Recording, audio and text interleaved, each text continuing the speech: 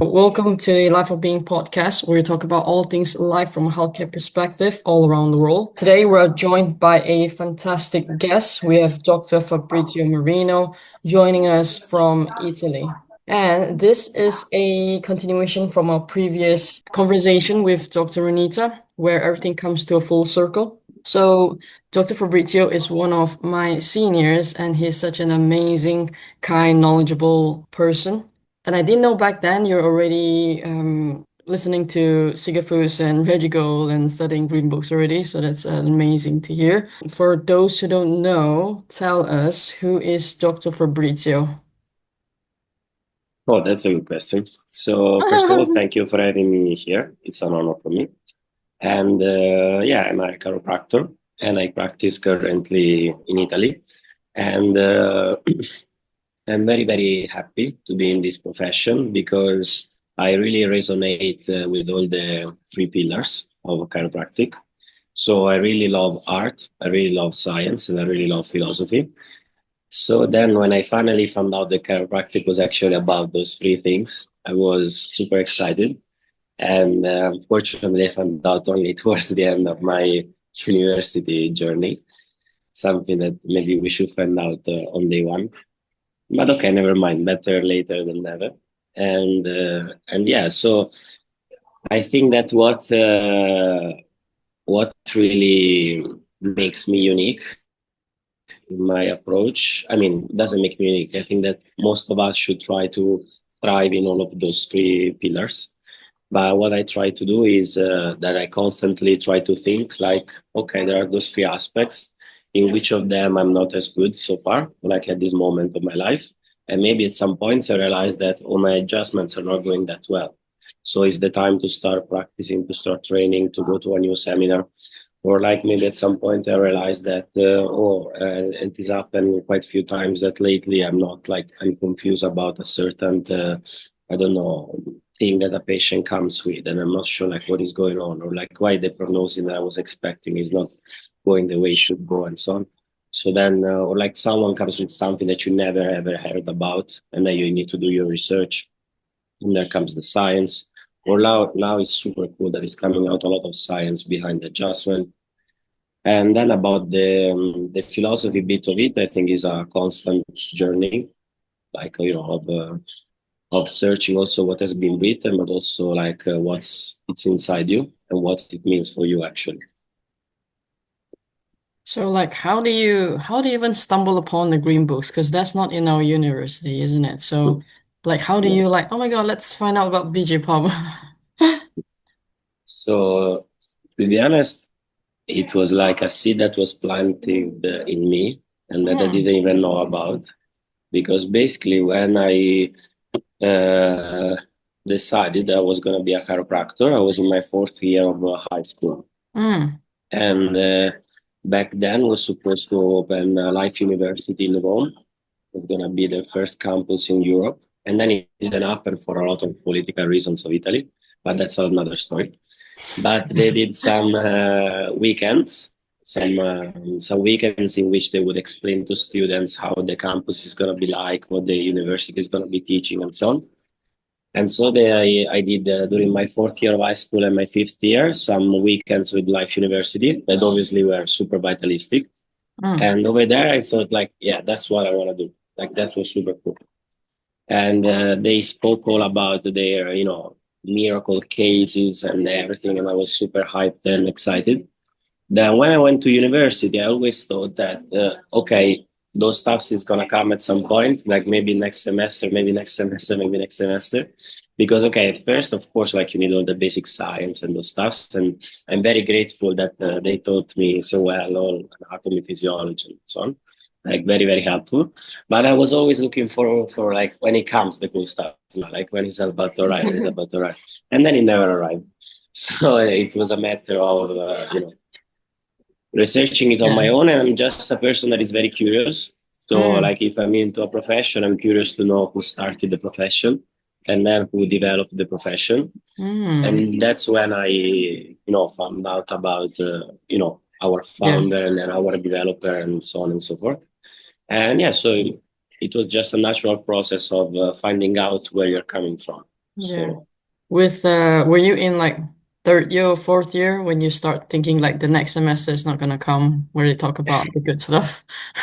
I think the big realization was when I realized that it wasn't that welcome to attend Mm, any kind of seminars, but that you were not supposed to, really. mm. So then this was kind of a wake up moment in which I realized, okay, certain things are definitely not gonna be part of the curriculum, are not gonna be encouraged whatsoever. Mm. So if I wanna, explore any of that, I have to do it on my Do it own. yourself, yeah. But then actually a very, very life-changing moment for me, but Mm, also for Renita or for some other guys from our year, was when we started to shadow and to get in touch with a chiropractor that is in Cardiff, that mm, is Tom Greenfield, that he showed us, he helped us explaining the way he practices, and he explained us some cases that he had, and so like it was just casual conversations, mm, and he really helped us into showing us also, another side of the profession mm, that we were not very exposed to. That was practicing in a more American way. Some people say Europe, but in my opinion, just a normal mm. way of practicing as a chiropractor, so adjusting people. And yeah, that was also like a very big blessing to be exposed also to a different paradigm. Mm. Because in my opinion, at university, you should be exposed to as many paradigms as possible, as many techniques as possible. So, okay, fair enough that you learned it diversified. To which Mm. degree you learned it as well? Okay, that's another story. But theoretically, they taught us diversified. And but then would be good to at least have like hosting a seminar or like having a little workshop about other techniques, upper cervical, Gonstead, SOT, applied kinesiology. At least you found out what they are, and maybe Mm. they resonate with you. And you're like, you know what? I really resonate with this technique. Or even just, someone to show you Mm. pediatrics, how to adjust a baby. Maybe you find out that that's your goal. So yeah, I think that would have been great, probably to be exposed and for your mind to open and widen a little bit. And yeah, but then it comes after graduating, so never mind. No, I think it's like it's yeah, after graduating it's easier, well, it's better for you to shadow while you're still a student because you have a bit more, well, obviously more time, more different things to look Yeah. at. Because while you're graduating, then you don't have as well, you still have time, but it's just a bit different, I think. Because which year were you when you started shadowing Tom Greenfield in Cardiff? It was mainly throughout our final year. I think Okay. maybe it was maybe a little bit in the third year as well, but I think it was mainly in the final year.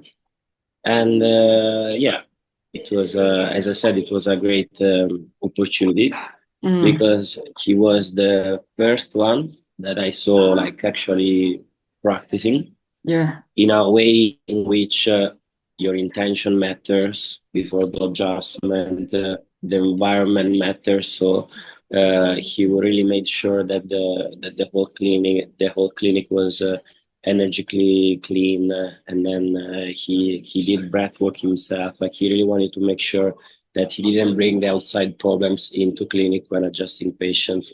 So like was the first person in which I saw not only respect as it was taught, and I agree with it, of course, Mm, as it was taught at university, that you need to be respectful with your words, respectful with the way you touch a person and so on, but then that you also have to respect them in a way that you bring in the best version of yourself possible, so mm, that you really like take a breath before touching someone, and you're like, okay, whatever I have, like bills, family problems, whether it's everything out, now I have to be present for this person because they deserve the best version of me that is possible. And this happens to be particularly hard when you start to see more people.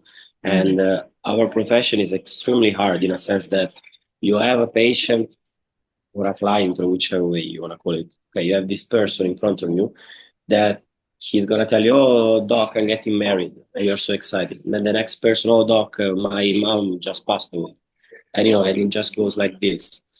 And then you need to reset before each person, because the next person doesn't deserve the happy you and super hype that is thinking about a wedding invitation, but also they don't deserve the depressed version of you that is sad about someone else's loss.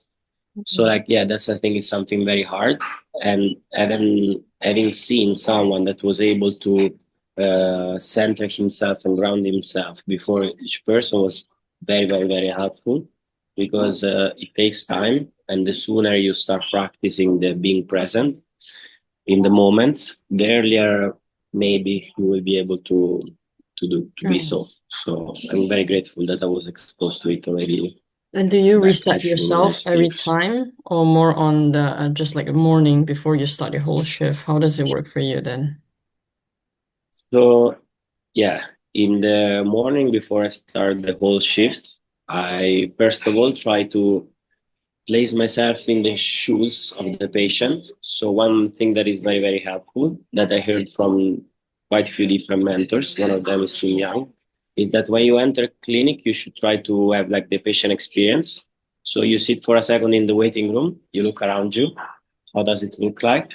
And maybe you realize that when you just walk as the doctor and palm, you go straight into the room, you don't realize the same thing that you would realize if you sit for a second in the waiting room. And you realize, oh, this thing is out of place. Oh, the smell is not that nice in the waiting room. Oh, this light is actually off. And then I go into the adjusting room, like, my treatment room, and you sit where the patients would sit, or like you lay on the bench. You just realize those things. And maybe you realize that you never did, oh, the bench is freaking cold in the morning, for the first people I gotta lay onto it. And then you realize that, you can place the heat and it goes towards the, like, those very little things. Or like you realize that when you're laying down, actually the light is too strong. It really shines into your eyes. So you want to place, like a warmer light or a cozier light. Like all things that if you only stay always in the doctor perspective, you're never going to realize. And that's one layer of respect towards the person that's going to come in. Then I think the second layer is to make sure that everything is clean and is nice. And the analogy is if you're seeing 10 people a day, 20 people a day, 30, 50, whichever amount you see, like even if it would be just 10, let's say a small number, like imagine that those 10 people will be coming to your house, like, that you're hosting them. You would be fucking cleaning everything up. You would be stressed. Oh, Jesus, I have 10 guests today. Like everything has to be spot on, perfect. But then they come into clinic and there is messy paperwork on the desk. And there is this thing, and you don't give a fuck, you don't care. Like, and this is also, another issue that we often have. So like, yeah, then it's about, that's the second layer of respect, that everything is in place. And then more importantly than anything, you yourself. Like you can have some mess inside, okay, whatever, but this should not affect the person that is in front of you. Because at the end of the day, as soon as you lay hands on someone, they will feel it. Like they will feel if your hands are shaky, if they're cold because you're stressed out, if your intention when you adjust is that you're thinking about the problem that you have. So of course, like you cannot cancel all your problems because some patients are coming in. But at least like when you are laying hands on someone, you do realize that maybe you're still thinking about the previous case or you're stressed about something. And it's just enough to take a very deep breath and then you start. Or maybe you need to wait 5 seconds and that's okay. Like you realize before adjusting, no, I'm off. So, okay, maybe you do a little more palpation, you breathe, and then you feel, okay, now I'm okay. And then is when you deliver the adjustment. Otherwise, the person just feels it and like you ruin it. It's not going to have the same effect 100%. Mm. And it's a matter of just keep practicing that. And some days is better than the other, but I think that the more you practice, the Yeah. more you ground yourself. Um, who is your inspiration, Dr. Fabrizio? Who would you say is your inspiration in life, in chiropractic, in general? Uh, so there have been many.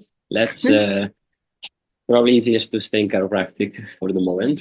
Mm, And mm, it has been going with steps. mm, So I had few when I was still a student. And for example, Tom Greenfield was one of them, mm, definitely. And then straight after university, I did one seminar that was super helpful. That was in Cardiff as well, and this was Dr. Fay with motion mm, palpation because was he really placed a lot of emphasis on the importance of feeling with your hands.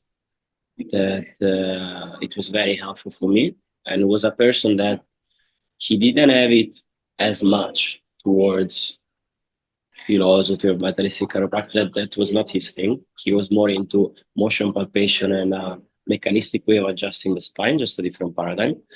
But he had so much certainty in his paradigm. So I really liked, and it was very helpful for me to see someone so certain in what he does.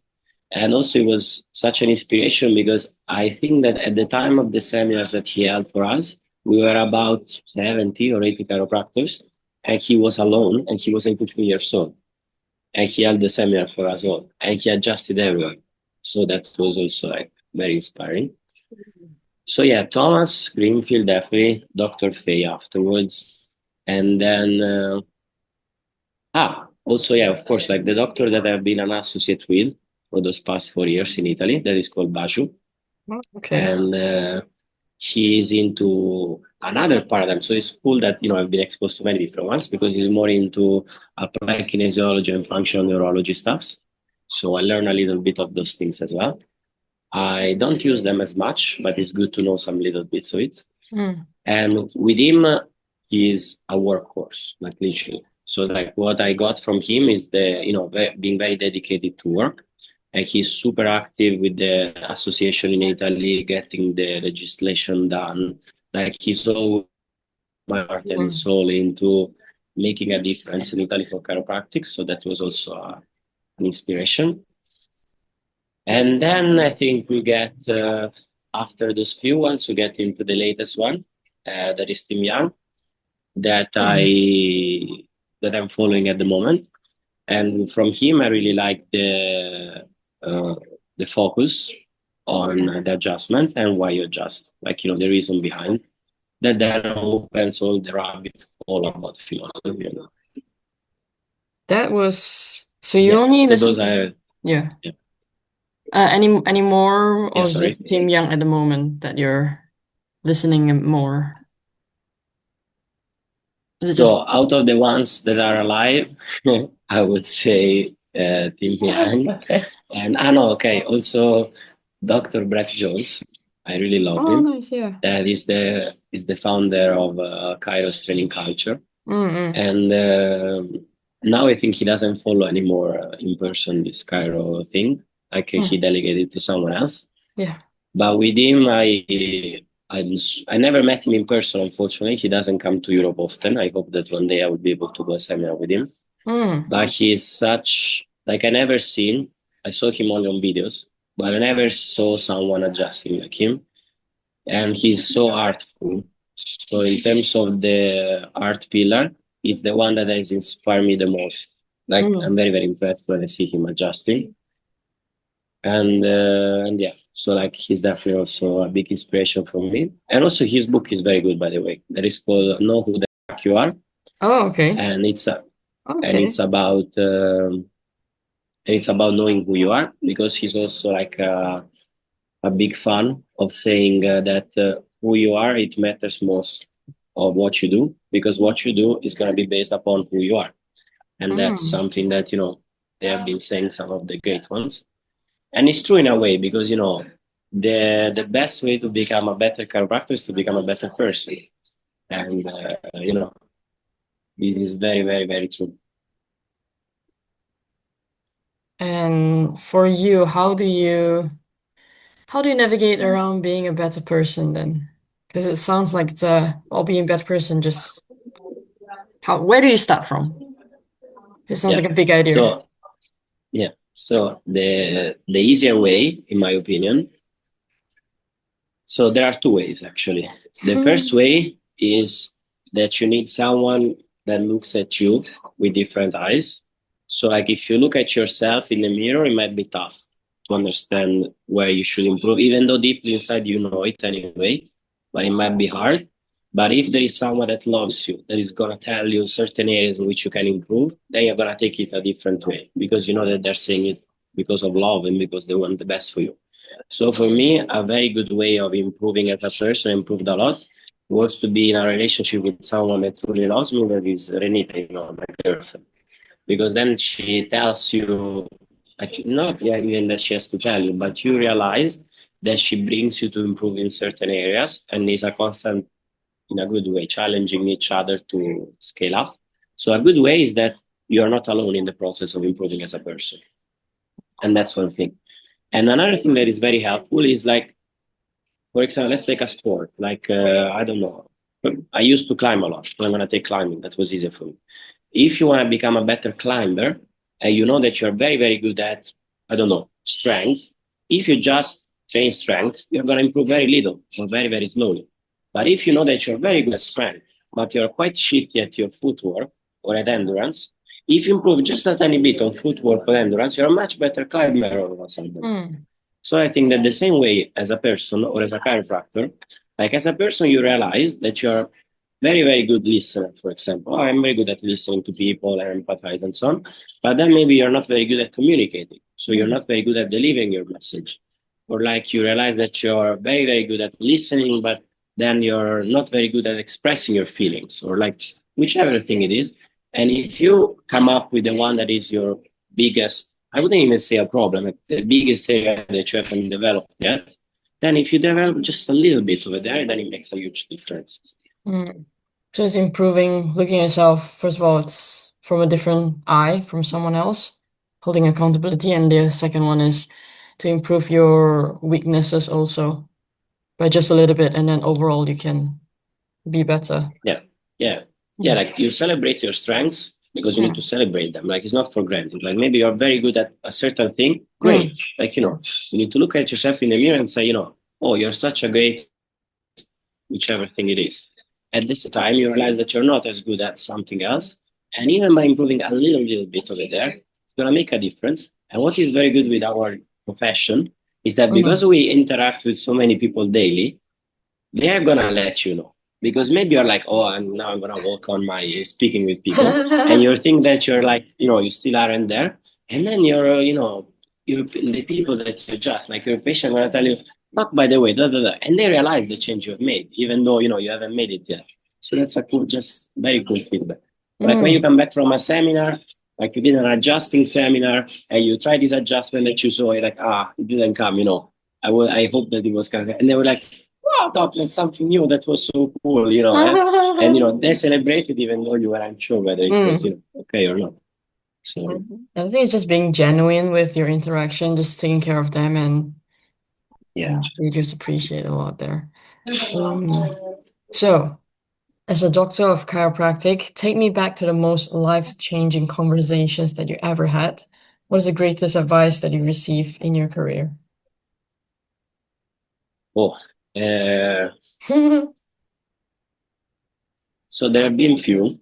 The first one that was definitely life-changing for me was at one of those life university weekends when I was still a high school student. And one doctor that was the one that was trying to launch the university program in Italy. I was telling him all my doubts about going to study chiropractic because it was so expensive, because I had to move to a different country and so on and so forth. And he just have to shut your mind, like don't think about all the issues and just jump, just go for it. So that was very simple advice, but I just needed this little push in that moment of my life. And that's the one of the things that there made me, okay, it's possible, okay, I can do it. And then was probably one of the most life-changing in the first place. And then another one that was very, very helpful was from Dr. Fay at this motion palpation seminar that told us you always, always, always, always have to tell people when to come back and when to come back. Like, they need to feel secure and certain that you know what is going to happen, you know what is best for them. And you're doing it not because they have to come a certain amount of times because of your numbers or any of that, but because you know that they need, you know that it's good for them. Because if the person that you're adjusting would be your mom, or would be your sister, would be the person you love, then you would definitely tell them when you need to adjust them again. You would take regular care of them. Like you wouldn't let anyone that you love to be like, in pain or not able to enjoy life at the fullest. So that was also really helpful because it was I just graduated, I wasn't certain yet, and then some people would complain, and I was like, okay, let's see how you'll be feeling and those crap. And then then it was very helpful. This Dr. Fay always tell to people when to come back and say it out of your knowledge, out of what you truly believe, so that also in your intention, in your energy, they would sense and feel that you're truthful, and that is what you truly mean and think that is best for them. Mhm. And yeah, those are the two most influential probably when I first started 4 years ago. Mm. And then yeah, then there have been quite a few like more recent ones. Mm-hmm. So one good thing is that I actually heard only a month and a half, 2 months ago. That one was from Tim Young, Mm. and it was that he was saying a story about a coaching call that he had with a chiropractor. And this chiropractor was saying, quite few situations in life that were overwhelming for him. And so, yeah, Dr. Young told him, so it seems like that this situation is quite overwhelming for you. There are quite few things that are keeping you kind of caged, isn't it? Like you feel like that you're closed in a cage. And he was like, yeah, sometimes life feels like this. I'm very nervous. I feel that, practice is giving me a lot of pressure, work outside, bills, secretary, dealing with people and everything. And then he was like, yeah, but do you realize that the door is open? And like this was very helpful because at the end of the day, it's true because it's in most cases it's our own practice. Or if it's not our own practice, we can always resign from being Mm. an associate or working so we can start our own. Like the only thing that matters in order to work in our way is to have our two hands, our heart, and our mind. Like once you have those, you can practice even on a desert island or whatever. So like the door of this cage that sometimes we build around us, it's always open. And then once we realize it, we realize that we truly are the captain of our ship. And if we're not enjoying particularly how our life is going, or we're not enjoying particularly how our practice is going, we can always make a change. We can make Mm. a change in the background music we have in the room and plays a more relaxing one or one that resonates more with us. Like even with those small little things, there is always something that we can change and it's gonna make us feel better. That is gonna make us resonate more with the way we wanna practice, that we wanna live. So yeah, that was a later one that is it sounds obvious, but then when you finally have it, every time there is a stressful situation, you're like, yeah, but the door is open, and then you find a way to, make it Oh, that's better for really you. good. That's really good. Yeah. That's really good. What's going up with you now? Because you mentioned that you open up a new clinic at the moment, is it? Or is it the one that you always had? Is Uh, it different? no, now I've been an associate for 4 years Hmm. with this doctor that I was telling you that I'm really grateful about, Yes. the one that is very active in Italy and so on. Hmm. And now, after those 4 years, I want to do something also on my own. We are gonna continue collaborate with him in some way that we are finding now out. And but at the same time, I want to do something also on my own to Hmm. try because at the end of the day, all this conversation that we had is really about finding your way, finding someone that resonates with you the most. And as far as you work for someone, you might find a place that is very good for you, but it's never be gonna 100% yours. Yes. Yeah. So at the moment, I'm curious to see how I can do something that is 100% Fabrizio, but I will continue to collaborate with the place that I was at. That sounds like an exciting thing coming up for you, though. Yeah, there is Is a lot of things behind the scenes. Like it's behind good. the scenes, yeah. You don't realize when you go and you work somewhere, you're like, okay, there is light, there is gas, there is bills, there is all those things. You think that Hmm. everything just appears magically, but then behind there are contracts, issues, dramas, accountant, blah, blah, Yes. blah. Yes, Yeah. yes. When will it be up and running then? When is it up and running already or No, I hope in like 1, 2 months. yeah, Yeah, couple of months. that'd be Yeah, exciting serving the community that you're at then. yeah, yeah. Hopefully, it's gonna be by 2026. It's gonna be ready out. That's exciting. That's exciting. I'm Yeah, aware about the timing we have then. We're coming towards the end, this exciting conversation that we have. yeah. Is there any questions that you wish people would ask you more of? How around things up. Uh, I'm not sure because like sometimes we would wish that maybe patients would understand better what we do. But then I think Mm, this is up to us. Like it's wrong to place the expectation on them to ask you, oh, why do you do that? Or like we should mm, be the ones coming up with it. Because at the end of the day, like doctors means teacher. So like you're meant to teach them something. mm. And rather than teach them us around something quite useless that anyway know, like they know that they shouldn't eat crap or they know that they are supposed to walk. They know all of that. Like they don't need me to tell them. Yes. Like, something that they wouldn't hear everywhere on the news. Mm, It's rather like the reason behind why you adjust them or like what you're looking for. Or also mm. like why is good for them to be, to be checked, We checked, yeah. with to be checked and that everything is it's in place and that their overall health down the line is gonna have great benefits from it. And I think this is the most important thing that you can do, the most altruistic thing, Mm, because sometimes we hide behind at the end of the day, is our uncertainties and is our being, fear of judgment and so on, and our ego as well. That, we keep for us everything that we know. We don't share it with them because we're scared that we're going to sound weird or that, they're going to hear something that you're hearing for the first time. So what are they going to think? And blah, blah, blah, blah, blah, blah. But at the end of the day, they are the one that are going to have problems down the line because you mm, never had the courage to tell them when to come back. You never had the courage to tell them why is it helpful what you're doing, that you're not adjusting them so that they would have a little less shoulder pain while playing tennis. Like, is not what it is about. mm, And then when they finally get it, at least it's their choice then. Like, they found out. And then, of course, it's up to them, but you did your duty. Like, you're okay with yourself. That, my duty was to let them know. And then it's up to them. mm, But yeah, so like, rather than wishing them to ask me, I think I should realize more, like, first of all, me, that I have the duty of letting them know. And we have the duty of letting know anyone. Like, it's a shame that you regularly go to a cafe or you regularly go to your dentist or whatever, and mm, they don't know what you do. Like, mm, it's crazy. Like, there's an analogy that I very much like. That is mm, the analogy of the building that is on fire. mm, So, for example, if I would tell you, okay, Kelly, go and knock on the doors of the building which you live in at each apartment, knock on mm, their doors, wake them up, and tell them something. You will like, no, like, what the fuck? It's the middle of the night. I'm not gonna go and knock on each door.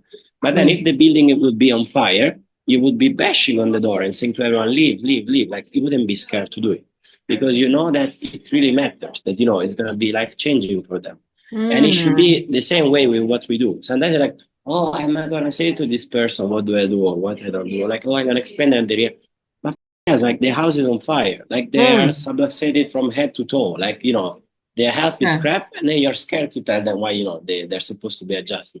Or like you see the barista in the cafe where you regularly go that is Yeah. limping, or you see the postman that is bringing you the post that he clearly has a back Mm. issue and so on, and then you don't tell them what you do, and that's so selfish because at the end of the day, it's like you don't do it because you are scared of being judged when you know Mm. that this thing will be life changing for them. So, Mm. like, I'm the first one that struggles with it, but we should truly try to get out of our comfort zone. And if we really wanna, you know, we listen to all those people from the past, but they were not freaking scared. Like they would go to jail in order to adjust people, and we're scared to tell our friends what we do because then they're gonna, say, "Oh, you're a weirdo" or something. Yeah. Wow. That's such an amazing advice and analogy. Wow. That's a great way to end our episode and conversation today. Where can we find you, Dr. Fabrizio? Where is the best place to find you and contact you if anyone is Yeah, interested to reach you? you can contact me on Facebook or on Instagram. I'm Okay, easy to find. It's perfect. just Fabrizio Marino. Perfect. And or yeah, you can. I don't know Yeah. if in the editing is possible. In the comments, you can just drop my phone number if anyone wants to call me and has any question or needs any help. I'm happy to Yeah. answer them. It's not an issue. Look at you. You're a kind person. Look at you. It's Yeah. hello around No, you. no, Yeah. I'm just happy to help if I Oh, can, that's really because my nice. life has been greatly changed like changed by people that were willing to help me, and especially in Mm, chiropractic as well. So wow. it's just a way of giving back a little bit if I'm able to. So Yeah. yeah. I'll leave your information in the show notes, and then maybe any website that you have, we can always update it over there so people can find you in Italy or anywhere in the world. That'll be amazing. Ah, Thank yeah, and you. Yeah. if anyone will want to come in Italy and shadows or so, whatever, like I'm always Oh, happy to do so wow. as well. Yeah. Yeah. Definitely a person to reach out to. And thanks so much for your time and for sharing your knowledge in this episode. And I shall speak with you really soon. All the best then, Thank you, okay? Kelly. Thank you so much for your time then, Thank you Dr. very Fabrizio. much. All right, see you Bye then. Take bye. care. Bye bye.